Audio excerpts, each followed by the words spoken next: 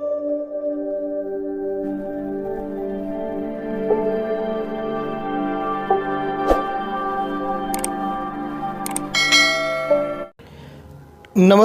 सुप्रभात, जय श्री कृष्ण। दोस्तों, विद्याशक्ति एजुकेशन के ऑनलाइन प्लेटफॉर्म पर आप सभी मित्रों का हार्दिक स्वागत और अभिनंदन है।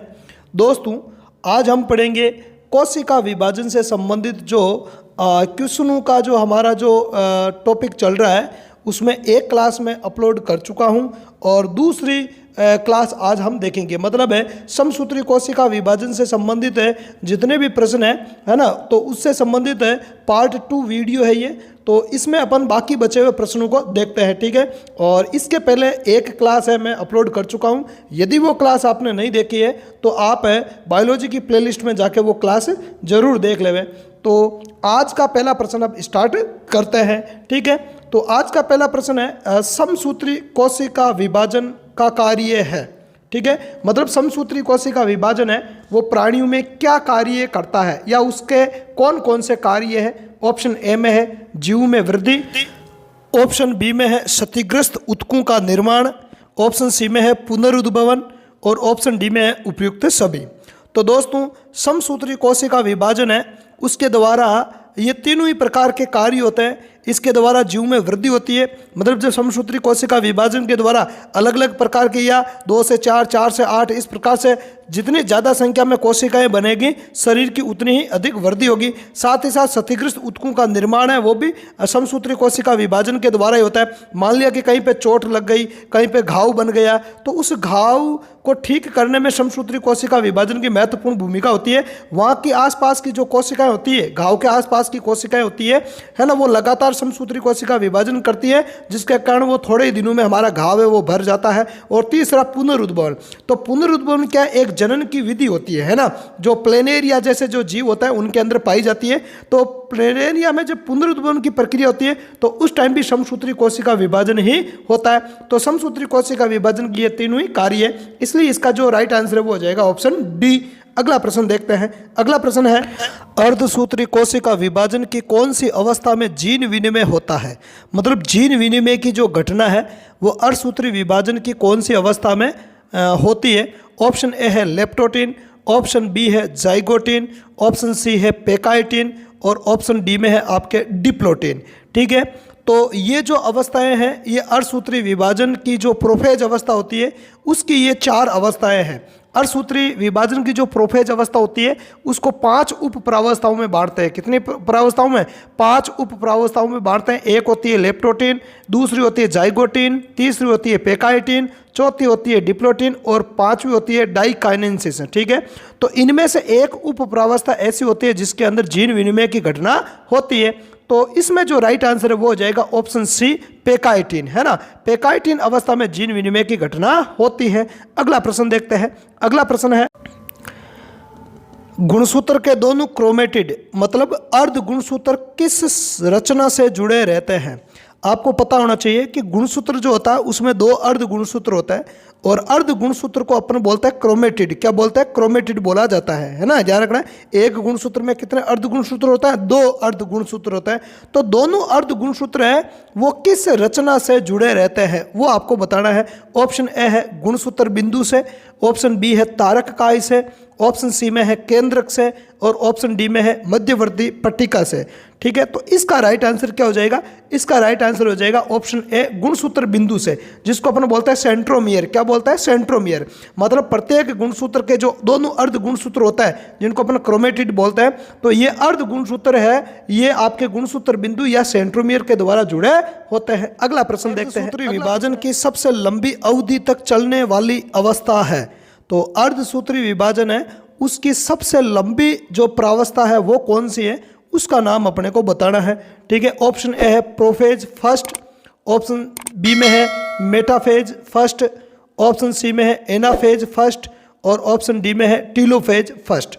तो अर्धसूत्री जो विभाजन है उसको 2 चरणों में बांटते हैं। एक तो अर्धसूत्री विभाजन फर्स्ट और एक अर्धसूत्री विभाजन सेकंड। अर्धसूत्री विभाजन जो सेकंड होता है वो तो समसूत्री विभाजन के समान ही होता है, पर अर्धसूत्री विभाजन जो फर्स्ट होता है वो अर्धसूत्री विभाजन फर्स्ट उसी की वजह से उसको नाम दिया गया है। और इसमें जो गुणसूत्रों की संख्या आधी आधी हो जाती है और इसमें विभिन्न प्रकार की प्रावस्थाएं होती है। जैसा कि अभी मैंने आपको पहले बताया, प्रोफेज को 5 उप प्रावस्थाओं में बांटा गया है, ठीक है। तो इसमें जो सबसे लंबी अवधि वाली जो अवस्था है वो कौन सी है, वो अपने को बताना है।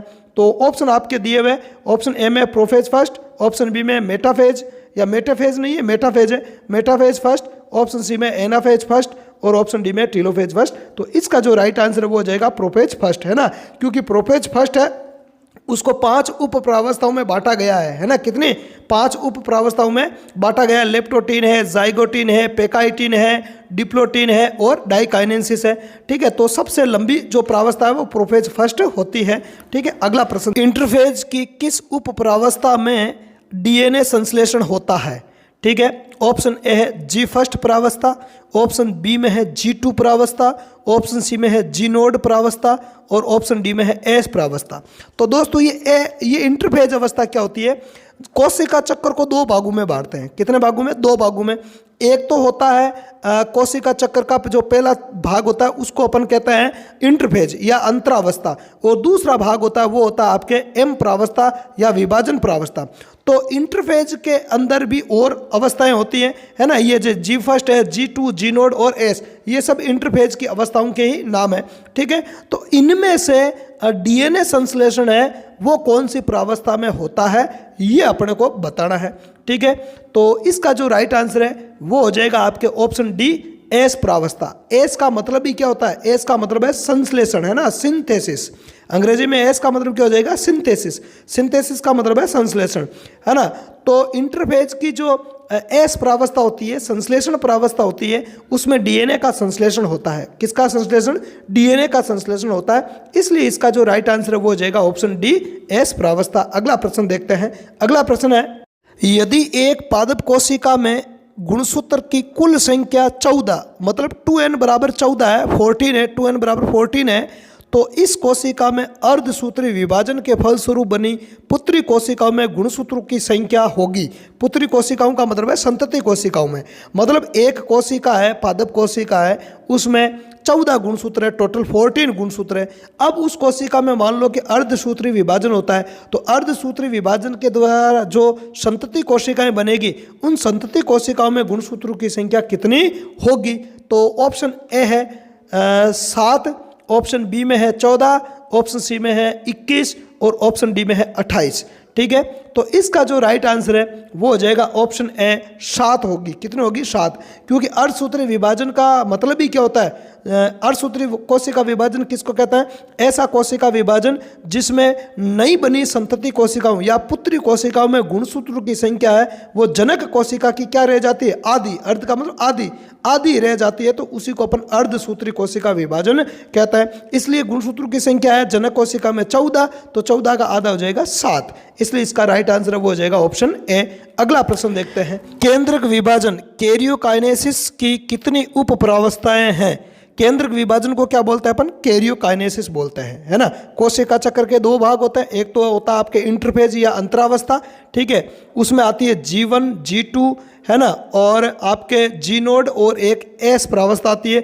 और केंद्रक विभाजन आता अगला चरण, कोशिका चक्र का अगला चरण हो जाएगा केंद्रक विभाजन या कैरियोकाइनेसिस। तो इसकी कितनी उप प्रावस्थाएं होती हैं वो अपने को बताना है। ऑप्शन ए में है 7, ऑप्शन बी में है 4, ऑप्शन सी में है 2, ऑप्शन डी में है 8, ठीक है। तो इसका जो राइट आंसर है वो होगा अपने ऑप्शन बी, 4, ठीक है। 4 अवस्थाएं होती है केंद्रक विभाजन की। कौन कौन सी? प्रोफेज, मेटाफेज, एनाफेज और टीलोफेज, जो कि अभी पहले भी आई है ना। कौन कौन सी? प्रोफेज, मेटाफेज, एनाफेज और टीलोफेज। ये 4 उप प्रावस्थाएं होती है कैरियोकाइनेसिस की। उसके बाद केंद्रक का विभाजन होता है और एक कोशिका में 2 केंद्रक है वो बन जाते हैं। अगला प्रश्न देखते हैं। अगला प्रश्न है, एक कोशिका में समसूत्री विभाजन के द्वारा कितनी कोशिकाएं बनेगी? मतलब एक कोशिका है, उसके अंदर यदि समसूत्री कोशिका विभाजन हो रहा है तो उसके द्वारा कुल कितनी संतति कोशिकाएं बनेगी, ये अपने को बताना है। ऑप्शन ए में है 1, ऑप्शन बी में है 4, ऑप्शन सी में है 2 और ऑप्शन डी में है 3, ठीक है। तो समसूत्री कोशिका विभाजन के द्वारा बनी संतति कोशिकाओं की संख्या अलग होती है, और अर्धसूत्री कोशिका विभाजन होता है किसी कोशिका में तो उसके द्वारा बनने वाली कोशिकाओं की संख्या है वो अलग होती है ना। तो यदि एक कोशिका में समसूत्री कोशिका विभाजन होता है तो उससे जो संतति कोशिकाएं बनेगी उनकी संख्या हो जाएगी आपके 2। कितने हो जाएगी? 2। इसलिए इस प्रश्न का जो राइट आंसर है वो हो जाएगा ऑप्शन सी। ठीक है, अगला प्रश्न देखते हैं। अगला प्रश्न है सूत्री विभाजन के द्वारा कितनी कोशिकाएं बनेगी। मतलब अब की बार प्रश्न चेंज कर दिया, पिछले वाले में समसूत्री पूछ रहा था, अब की बार अर्धसूत्री। तो मान लो कि एक कोशिका है उसके अंदर अर्धसूत्री कोशिका विभाजन हो रहा है, ठीक है, तो उसके द्वारा कुल कितनी कोशिकाएं बनेगी। ठीक है, ऑप्शन ए में है 1, ऑप्शन बी में है 4, ऑप्शन सी में है 2 और ऑप्शन डी में है 3। तो इसका जो राइट आंसर है वो हो जाएगा ऑप्शन बी 4। अब 4 कैसे बनेगी? अभी समसूत्री में आपको मैंने बताया था 2 और अर्धसूत्री में मैं बता रहा हूँ आपको 4। ऐसा क्यों है? ऐसा इसलिए है कि अर्धसूत्री कोशिका विभाजन 2 चरणों में कंप्लीट होता है। कितने चरणों में? 2 चरणों में। ठीक है, तो पहले चरण में एक कोशिका में विभाजन होगा तो उससे बनेगी 2 कोशिकाएं। ठीक है, पर उन कोशिकाओं में हाथों हाथ दूसरा चरण स्टार्ट हो जाता है अर्धसूत्री विभाजन का, तो उन दोनों से 2 कोशिकाएं और बन जाती है। तो कुल मिलाकर एक कोशिका से कुल कितनी कोशिकाएं बन जाएगी? 4 कोशिकाएं बन जाएगी। कितनी कोशिकाएं बन जाएगी? 4 कोशिकाएं बन जाएगी। इसलिए इसका जो राइट आंसर वो हो जाएगा ऑप्शन बी 4। अगला प्रश्न देखते हैं। अगला प्रश्न है अर्धसूत्री कोशिका विभाजन कितने चरणों में पूर्ण होता है। मतलब अर्धसूत्री विभाजन है उसके कितने चरण होता है। तो अभी मैंने आपको बताया, ठीक है, 2 चरण होते हैं। कितने चरण होता है? 2 चरण होता है। इसलिए इसका जो राइट आंसर है वो हो जाएगा ऑप्शन सी। निम्न में से कौन सा अर्धसूत्री विभाजन का चरण नहीं है। मतलब अर्धसूत्री कोशिका विभाजन का कौन सा चरण नहीं है। ऑप्शन ए है अर्धसूत्री विभाजन फर्स्ट, ऑप्शन बी अर्धसूत्री विभाजन सेकंड, ऑप्शन सी प्रोफेज और ऑप्शन डी है उपयुक्त तीनों। है ना, ये 3 नहीं, उपयुक्त तीनों।